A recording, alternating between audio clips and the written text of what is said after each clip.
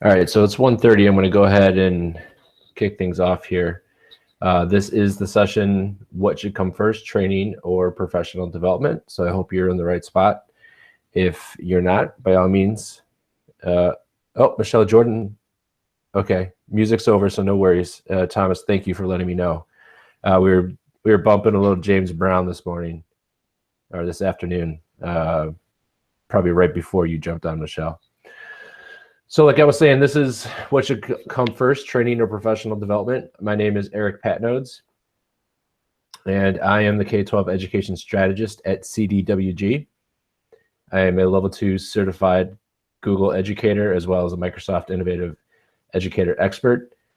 I've had lots of cool experiences since joining CDW, and I'm going to share some of those with you here today. So to get things started, I want to ask you a quick question, and this is something that you don't necessarily have to answer, but I want to ask the question, does technology in schools improve education? And whatever your answer is, I want you to keep it to yourself. I know that some people are going to say, well, that depends, and you're absolutely right, it does depend. But if you had to answer yes or no, I want you to answer that question in your own mind.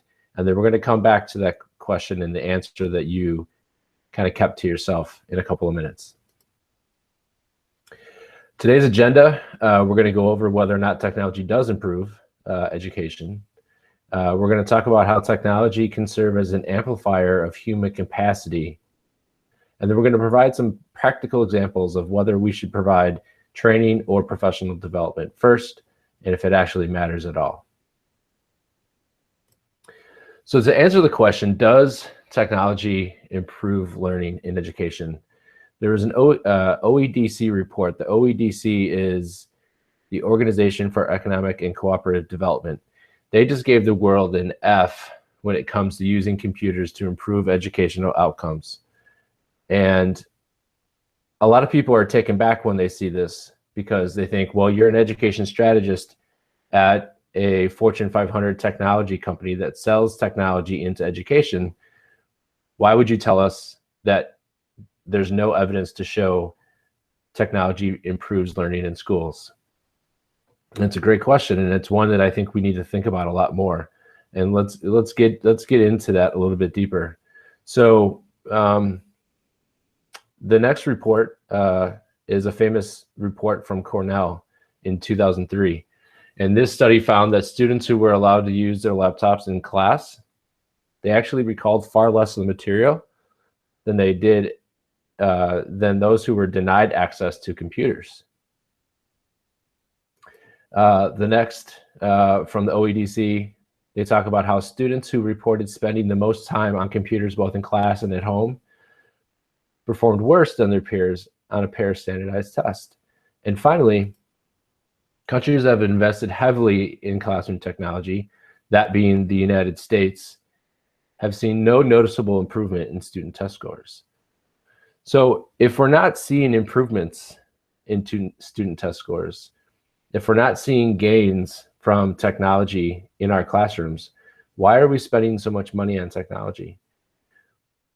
Why do we keep putting technology into the hands of our students? And why is everyone in such a race to get to that magic 1-to-1 ratio?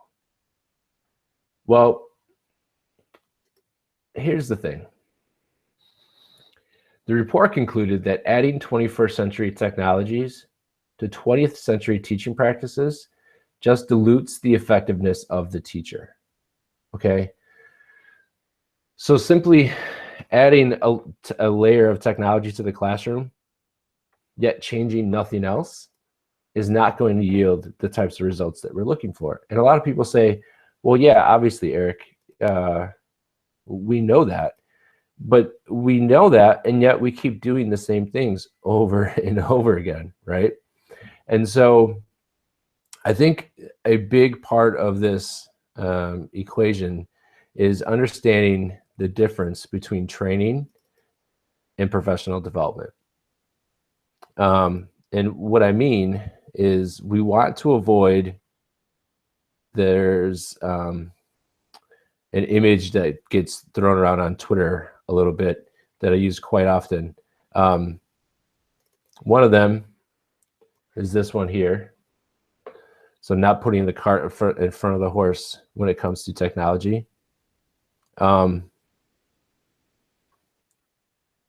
other one that we need to consider is, I'm finding it right now.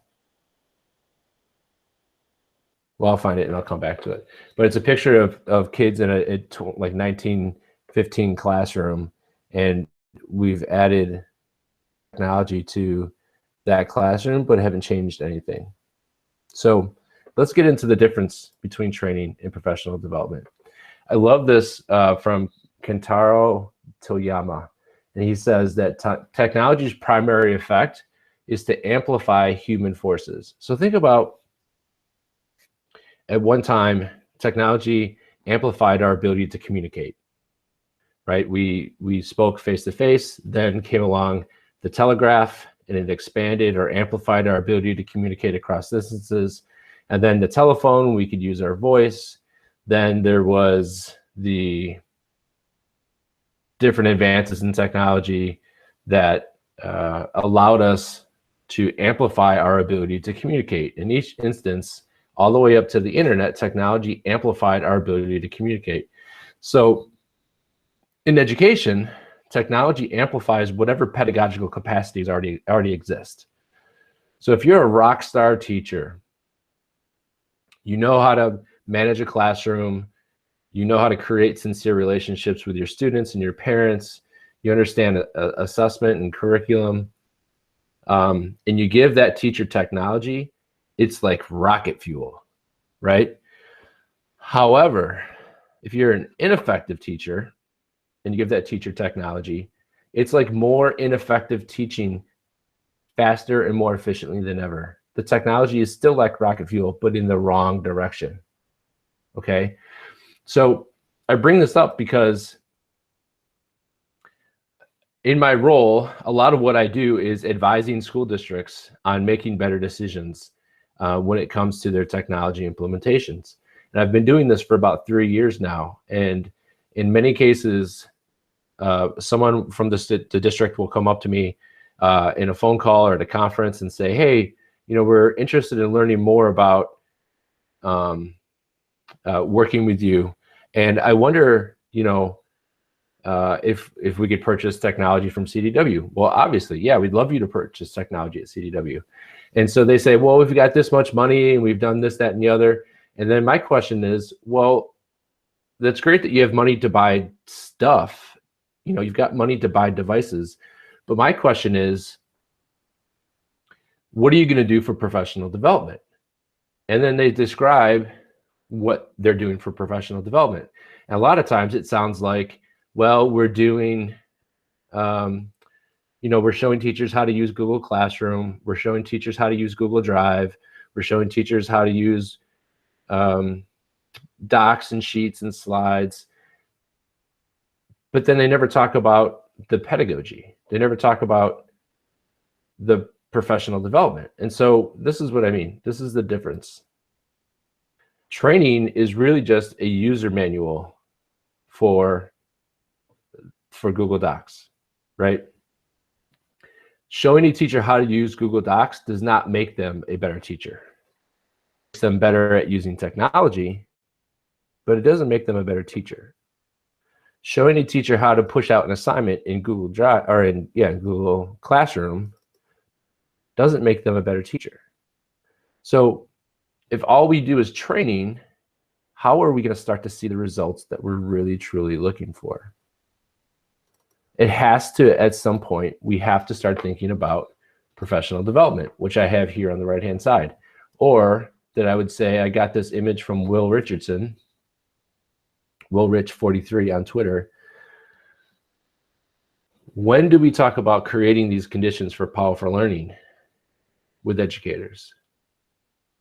When was the last time that we spent time with teachers in creating a real audience in the classroom, or letting students learn based on passion and allowing students to work not based on time being constrained, but there's learning anywhere, anytime. It's social, it's relevant to their lives, it's challenging, giving students autonomy and agency. These are the things that I would say qualify as professional development. However, when schools use the word professional development, more times than not, they're talking about this. And I think it's crucial that we differentiate between training, or the how, and professional development, which is the why. So think about what typically happens in a technology training, right? So I'm going to go forward, we're going to refer to it as training, not professional development. What ends up happening is you have your top 15% of educators in a room, because we usually sit teachers down in a room and teach to them the exact same way that we tell them not to teach to students. So we do a one-size-fits-all approach for training with teachers. And you have your top 15% of teachers who are bored, they're disengaged, they're your early adopters, because they already know how to do this stuff. Now they're not growing. Over here, you have your bottom 15% of teachers who are really just, they have a bad attitude toward technology and towards change in general. And so the second they walked in the room, those teachers weren't going to learn anything. Then you get the middle 60 to 70% of your bell curve. And we're meeting those teachers at their zone of proximal development, or that area that is like prime for them, that is appropriate to their challenge, and appropriate for them to learn. So we're only hitting 60 to 70% of the teachers who are in that room. Now, here's the thing. I asked a couple rooms of administrators to do a little math for me. And what I said was, if you had 40 teachers in a classroom and you were going to pay them for 6 to 8 hours of training, right? Not professional development, but training, how much would you typically pay them? And I'd say the common answer I get is $35 an hour. So if we do $35 an hour times, let's call it 8 hours of training times 40 teachers, that's $11,000. So think about this. We just paid $11,000 for 60 to 70% of those teachers to retain about 30% of that information. Because we all know, if you sit in a room for 8 hours in one day, you can only retain about 20 to 30% of what you learn. And if you don't apply it right away, you're going to retain even less. So think about the return on investment on $11,000 of district time and money, that we had 60% of the teachers retain 30% of that information. We're never going to make the kinds of transformative changes in education if this is how we continue to spend our money.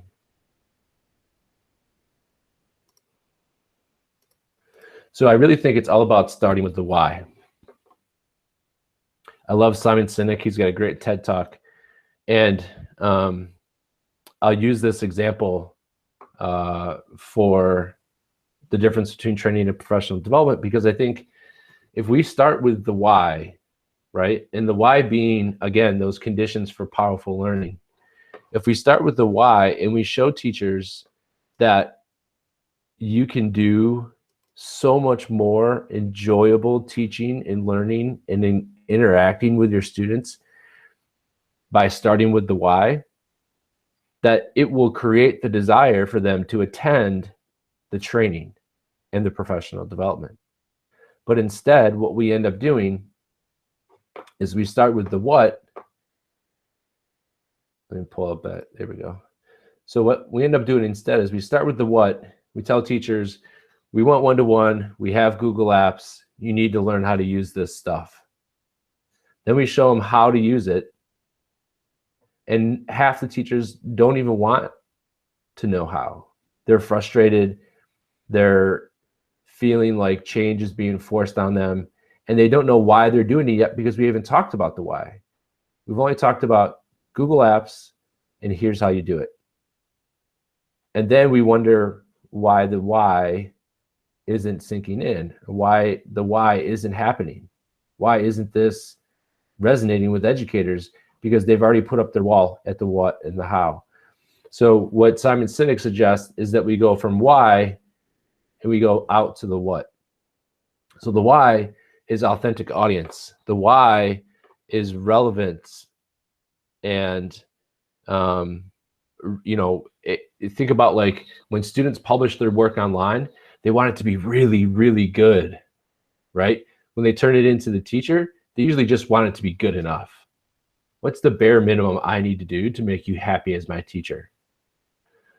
So that has nothing to do with technology, though. That has everything to do with understanding why I need to have an audience much bigger than myself for my students. If I don't have an audience bigger than myself for my students are just going to want to know what's the bare minimum I need to do to make you happy as my teacher. But if we go back to those conditions for powerful learning, if we go back here, this is the why, right? Start with the why and help teachers understand that this is the most transformative thing that can happen in their classroom. It's not technology. No technology, no app can do this in a classroom. Only a teacher can do this. So we have to get away from focusing on the what so much. Oh, I have that right there. So here's another great example of the why versus the what, or actually the what over here and the why. How many times have you been to an ed tech conference and about 90% of the sessions that are there for the ed tech conference are on the left-hand side of that image? Create blogs, Wordles, Animotos, flip charts, making videos, whiteboards, apps, right? Every conference we go to today, it's all this stuff over here. It's all about training. It's all about learning how to do stuff instead of why. When are we ever going to talk about why we're doing this stuff in the first place? Now, does that mean we're not going to talk about this stuff? No, absolutely not. We're going to end up talking about this. But what matters most is that we understand why we're doing it in the first place. So we have students focus on raising awareness or starting conversations, changing minds, making a difference. How am I going to do that? Students do that by creating a Wordle or creating a blog or making a Prezi or producing a video, okay? But too much, we're just talking about this stuff.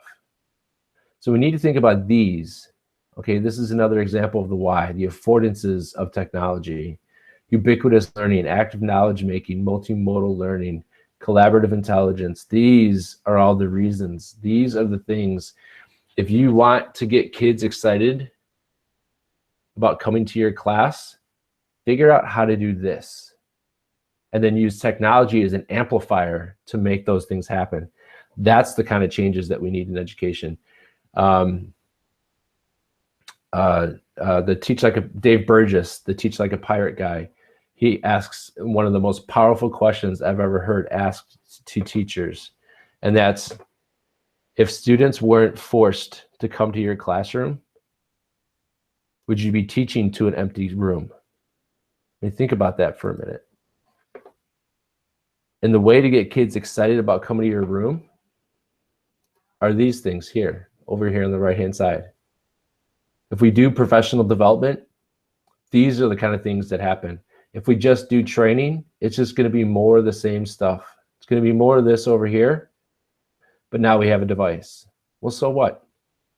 So what? Every kid has a device, but we're still doing one-size curriculum. There's no real-world application.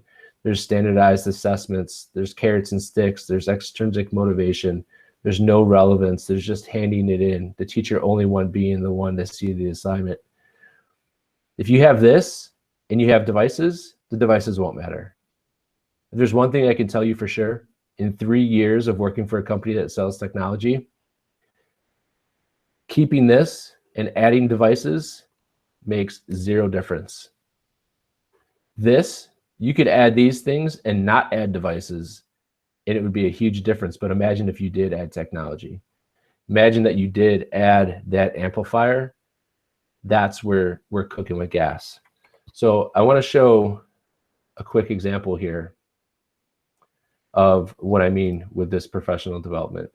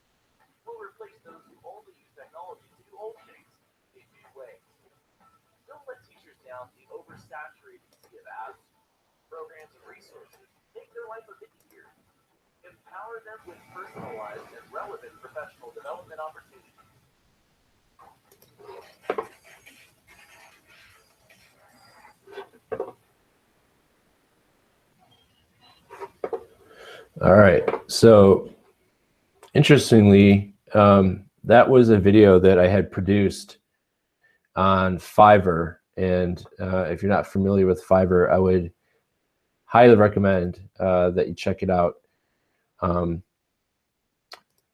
It's a group of creative people who will, produce just about anything you think of.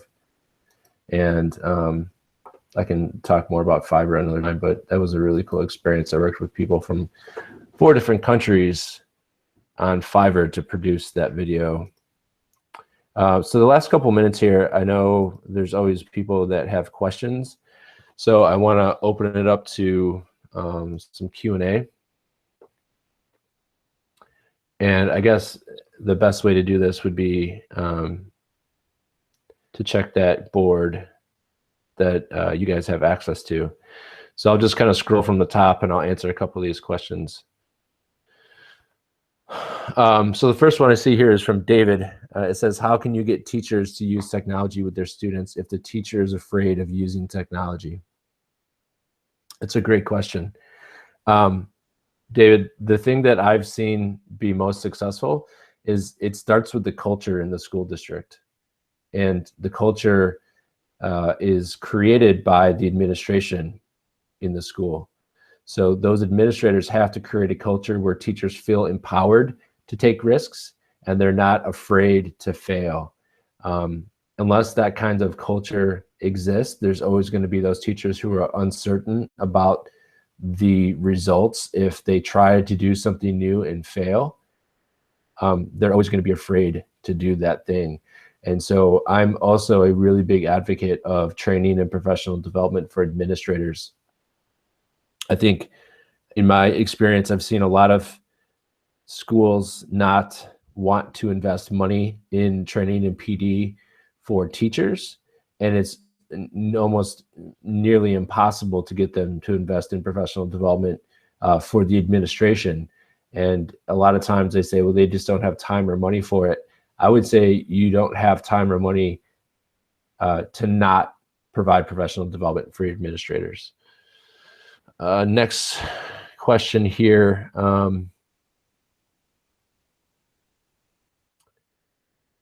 I see from Steve, we discovered that this might not be the, we try to start all of our technology discussions with the why.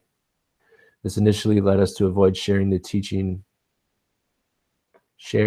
or teaching the tools. We discovered that this might not be the best practice, and now are trying to blend the pedagogy with the tools. What do you think is the best blend of these two when helping teachers support students in the 21st century? That's a great question, Steve. I totally agree. Blending the tools with the pedagogy is a great way to do it. I would definitely lean towards what you were saying, starting with the why. And I think the next logical step, like you mentioned, is a blend of both. And I think it's almost kind of has to happen that way, right? You can't talk about the pedagogy in a 21st century classroom without talking about the tools. There's going to be a little bit of both. So kudos to you guys for taking the approach of starting with the why and then making that next logical step to blending the tools with the pedagogy. The most successful school I've ever seen in this regard, they focused on pedagogical professional development for a year before they even got devices on campus. And then that's when things changed. And they added the devices, and the devices served as that amplifier. So that was an interesting school. See if we can talk about another time. Do I have protocols for teachers to start talking about the why? Well, I think where it happens with starting with the why is it has to be something that's happening at a district level. This has to be a systemic change. It can't just be teachers, and it can't just be instructional technologists. It has to also be principals and assistant supers and superintendents. Everybody in the district has to have the understanding that we're starting with the why. And one of the easiest things that you can do regarding starting with why is to stop calling it a one-to-one initiative. Call it what it is, right? This is an education initiative, and it's about modernizing education. It's about modernizing workflows between teachers and students. It's about amplifying our ability to be creative. It's not about getting a device into the hands of every single kid. So stop calling it a one-to-one initiative and call it an education initiative or something along those lines, but don't make it about the device. Everything that you do marketing-wise, stop talking about it as devices and talk about it as what they're trying to do or what you're trying to accomplish. Yes, Becky, there is a link to the video. I'll find the link to the video in a second here. There it is. Oops, didn't mean to start it again. So if anybody wants a link to the video, I'm putting it in the reply to Becky's. A couple people asking for the link to the video. Is there an effective way to address teachers who are resistant to change? Yes. The effective way to address teachers who are resistant to change is to not give them attention for being resistant to change. Focus on your early adopters. Focus on those teachers who are not afraid to try. Focus on those, not because they're doing the most modern, sleek, sexy things with technology, but they're doing, they're not afraid to try. They're putting themselves out there. Reward the kinds of behaviors that you want to see, and don't pay attention to the teachers who are negative or resistant to change. Eventually they will feel left out, and they'll start seeing what other educators are doing, and they'll want to get on board too. So hopefully that's helpful. Yes, please use any of my presentation that you want. Feel free to make a copy of it. No, there's nothing.